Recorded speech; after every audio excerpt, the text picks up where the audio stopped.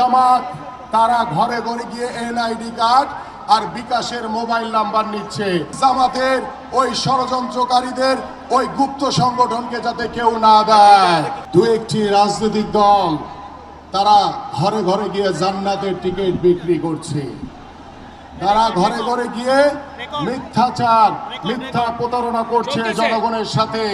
যারা নির্বাচনের আগেই জনগণকে, আমার ধর্মপ্রাণ মুসলমানদের কাছে মিথ্যাচার, মিথ্যা প্রতারণা করছে, তারা নির্বাচনের পরে নির্বাচিত হলে কি করতে পারে তারা আপনারা বুঝে নিন।